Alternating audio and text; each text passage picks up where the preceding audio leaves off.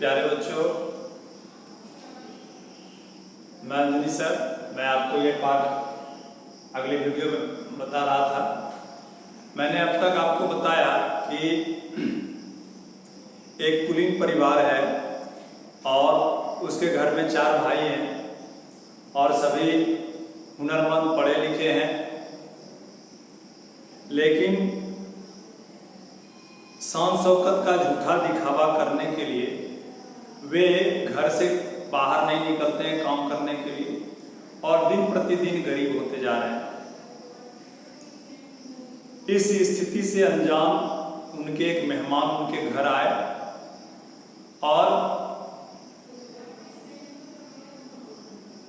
उन्होंने भोजन करने के समय ताड़ लिया कि ये बहुत गरीब हैं, गरीबी के शिकार हो गए हैं और इनके दिन खराब चल रहे हैं, खाने पीने की तकलीफ है। लेकिन मेहमान को यह जानकर बड़ा आश्चर्य हुआ कि इनको कोई फिक्र नहीं। किसी तरह उस रात को खाना खाकर मेहमान बरामदे में सो गया। सो क्या गया, सोने का ढोंग रचा। करीब 10 बजे रात को वह कुंजड़ीन आई, सब्जी बेचने वाली। बड़े भाई ने बड़ी सावधानी से बिल्ली की तरह दबे पैरों आगे बढ़ा और पेड़ पर चढ़कर सहजन की फलियों को तोड़ दिया। बहुत सारी फलियां थी सहजन की। कुंजड़ीन जानती थी कि इस वक्त इसकी गरज है, मेहमान आए हैं इसके घर में और वह जो दाम देगी इनको लेना पड़ेगा।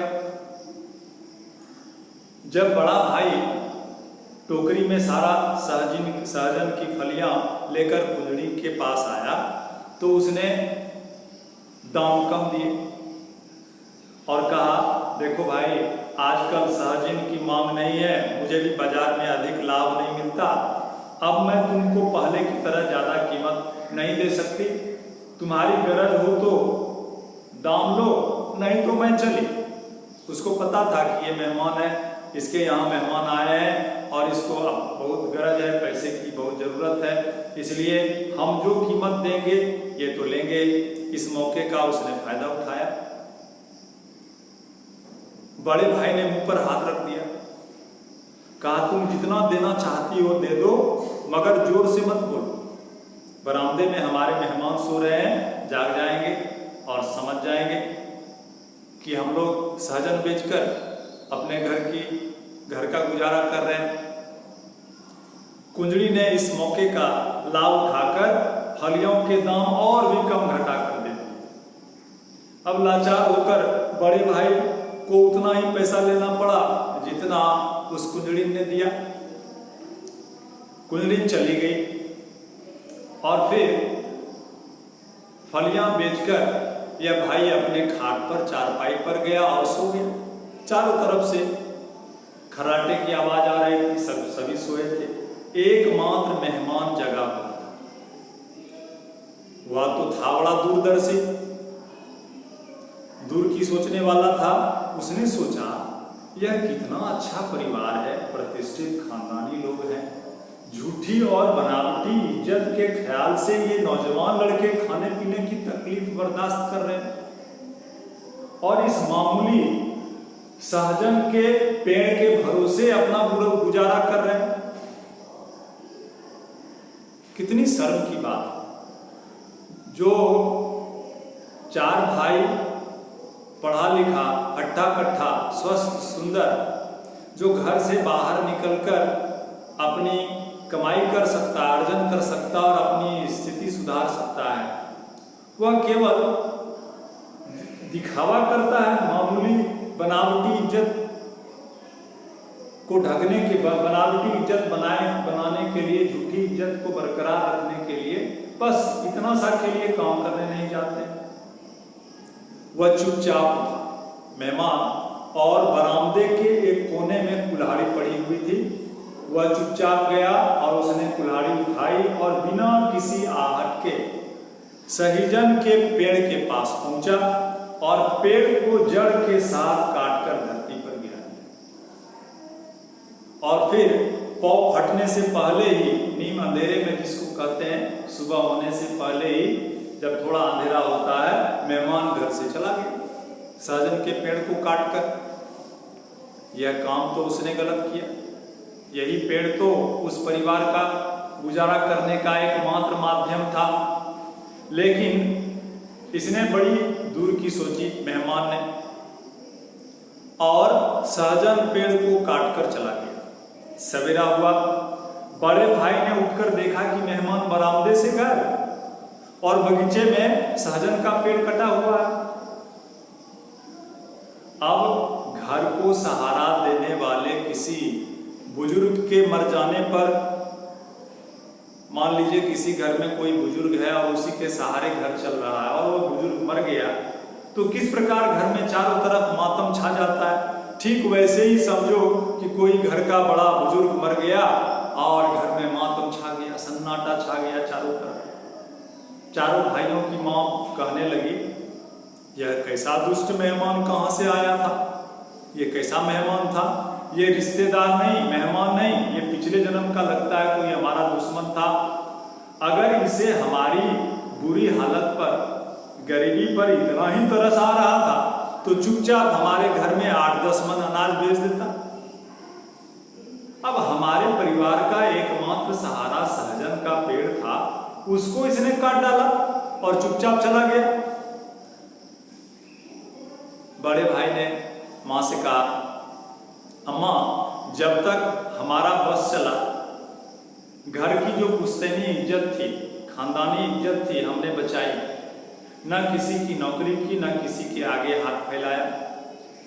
मगर आगे गुजारा चलना मुश्किल है, कहीं न कहीं काम तो ढूंढना ही पड़ेगा। अब उस बस्ती में चारों भाइयों की अच्छी इज्जत थी, पहले से इज्जत थी। अपने खानदान और अपनी ईमानदारी के लिए वे लोग काफी प्रसिद्ध थे। जहां जाते वहीं लोग उनसे अच्छे बर्ताव करते, अच्छा व्यवहार करते। एक बड़े धनी मानी सज्जन ने बड़े भाई को अपने यहां नौकरी पर रख दिया और अन्य भाई भी कहीं न कहीं लग गए। अब 1 साल बीत गया, चारों की हालत अच्छी हो गई।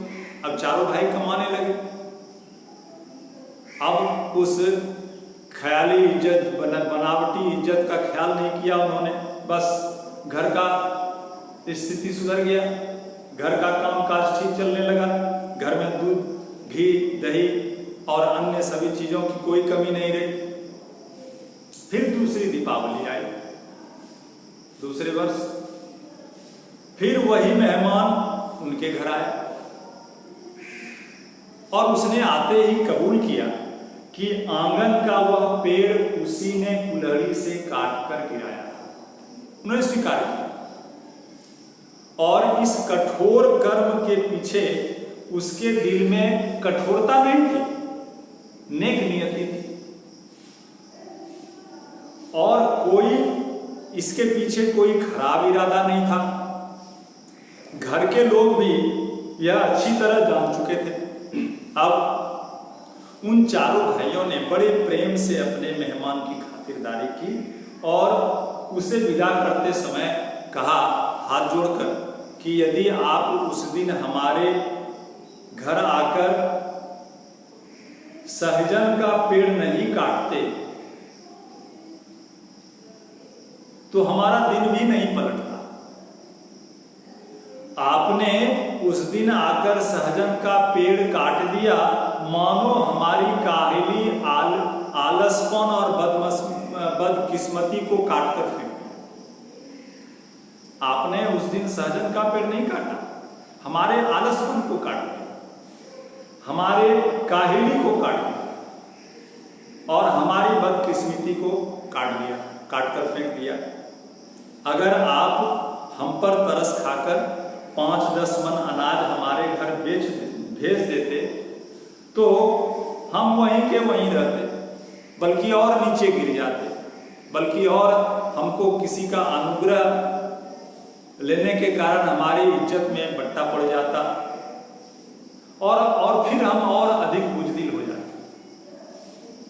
आपने हमारे आंगन का पेड़ गिराकर हमारी गिरी हुई किस्मत को ऊंचा उठाया। दुनिया में वास्तव में भाई बंधु मेहमान हो तो ऐसे ही, जो थोड़ी सी कठोरता दिखाएं लेकिन उसके पीछे हमारा कल्याण हो। ऐसे मेहमान हो, ऐसे अपने बंधु बांधव हो जो तत्काल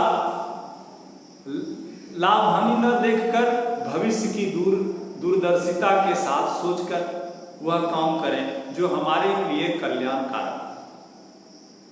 ठीक ऐसे ही डॉक्टर होते हैं, ठीक ऐसे ही शिक्षक होते हैं। हमारे बंधु बांधव को भी ऐसा ही होना चाहिए। हमको अपने बंधु बांधव का भला किस प्रकार करना चाहिए? इसी प्रकार करना चाहिए। भले वो दिखाई ना पड़े कि हमने सहायता नहीं की, हमने क्रूरता का कठोरता का व्यवहार किया, लेकिन उसके पीछे उसका परिणाम हमेशा उनके लिए कल्याणकारक हो, लाभदायक हो, उनके भविष्य को प्रशस्त करे, उनके बुराई को दूर करे, उनके आलसपन को, उनके बुजदिली को दूर करे। हम ऐसी कठोरता बरतें अपने सगे संबंधियों के साथ। माता पिता भी ऐसा ही करते हैं। किसी गलती पर बच्चों को डांट देते हैं, फटकार देते हैं, एक तमाचा लगा देते हैं। वास्तव में ये निर्दयता का भी व्यवहार दिखाई पड़ता है, लेकिन इसके पीछे दूरदर्शिता है माता पिता की। यदि एक बच्चा कहीं से खेत से खीरा चुरा कर लाया और माँ ने बड़ी शाबाशी दी और पीठ ठोका, कहा वाह वाह, तो तत्काल क्या लाभ हुआ? एक खीरे का लाभ हुआ। लेकिन इसके पीछे उसका भविष्य अंधकार हो गया। उसने क्या सीखा? उसने सीखा किसी की चोरी करना अच्छी बात है, माँ बड़ा प्रसन्न है, ये काम बड़ा अच्छा है। और फिर एक दिन वह हीरा चुराने लगता है, और फिर एक दिन वह फांसी पर भी लटकता है चोरी करने के कारण। लेकिन वही समय अपने पुत्र की नाराजगी को ना देखते हुए, उसके एक तमाचे के दर्द को ना देखते हुए, यदि माता एक तमाचा लगा देती तो आने वाले भविष्य में बच्चे का भविष्य, आने वाले समय में बच्चे का भविष्य उज्जवल होता। वह सीख जाता, वह बुराई नहीं होती उसके अंदर चोरी करने की, और फिर जीवन उसका अच्छा होता। ठीक शिक्षक भी ऐसे ही करते हैं, डॉक्टर भी ऐसे ही करते हैं। और हम सगे संबंधियों को भी, अपने सगे संबंधियों का भी ऐसे ही उपकार करना चाहिए। वास्तव में सच्चे भाई बंधु वही हैं जो इस प्रकार का निष्ठुर अनुकंपा करते हैं। धन्यवाद।